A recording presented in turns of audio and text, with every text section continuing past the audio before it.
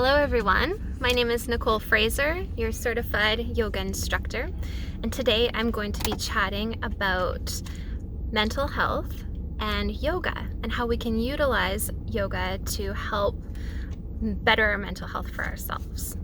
So there's 4 components of yoga. We have the physical component, asanas or postures. We've got breath work or pranayama, where we utilize breathing, meditation, and also mindfulness is a key component too. So I'll just quickly go over what each of those 4 things mean and how they relate to bettering our mental health. So first of all, there's the physical, there's the postures that we do. There's a couple of different things that it can really help with when it comes to our mental health. So when we're doing the physical postures, especially when we're sweating or we're working really hard at it, or even just relaxing into it, honestly, you are getting out of your mind and into your body. When we're using our body, you get more focused on that. You're trying to do the posture right, or you're trying to keep up and maybe do the posture a little longer to strengthen your body or something like that. But it just becomes a way that we can forget about what's going on in the world around us and just get into our bodies for a moment instead and give ourselves that little mental break.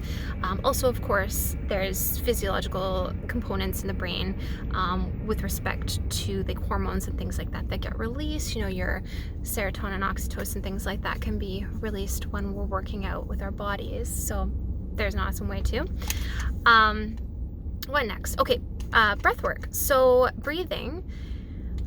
Oh my gosh, I could write many books about breathing. There's so much to talk about, but I want to make this a quick note for you guys, so I won't go on too much about it. We'll just say basically breathing is, it's your life force. We can do so much with breathing to help with mental health. Even just taking some deep breaths, slowing down the breath, just becoming more mindful of the breath itself, and just taking note and seeing where the breath is at, and maybe doing some exercises to deepen the breath, slow down the breath, things like that. That can better our mental health too. We can get way more deep into that some other time, but that's just a really basic explanation. Then we've got our meditation component. Meditation, that's an interesting one too, one that we can get really deep into. Meditation, for those that do find that it is helpful for mental health, there are so many different ones out there. It is also another way that we can just kind of get out of our minds and get into ourselves. There's a term called pratyahara in yoga, where it's the translation is the inward withdrawal of the senses. So when we practice pratyahara in our meditation, we stop thinking about the busy chatter or the negative thoughts, and we just draw our senses inward, and it brings a peace. We just let everything else go. We don't worry about the sights in front of us, the sounds around us, or what's going on in our head. We just get into ourselves. We can breathe and just have another mental break. Essentially, those mental breaks are just so important for us to give to ourselves to help better our mental health. And then mindfulness, that's the last one. So I'd like to read to you quickly here the dictionary definition of mindfulness, because it is just worded so perfectly. Mindfulness, a mental state achieved by focusing one's awareness on the present moment while calmly acknowledging and accepting one's feelings, thoughts, and bodily sensations, used as a therapeutic technique. They make it sound so easy, don't they? It takes practice. It takes a lot of practice, and that's why we practice yoga, to get in the practice of that mindfulness.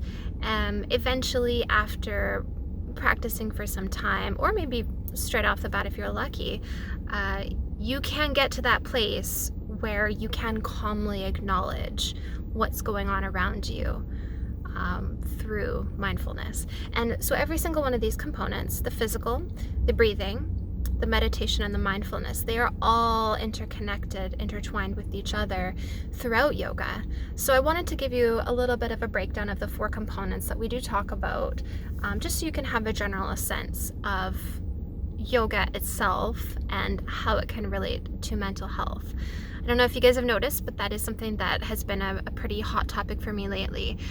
Mental health is just very, very near and dear to my heart.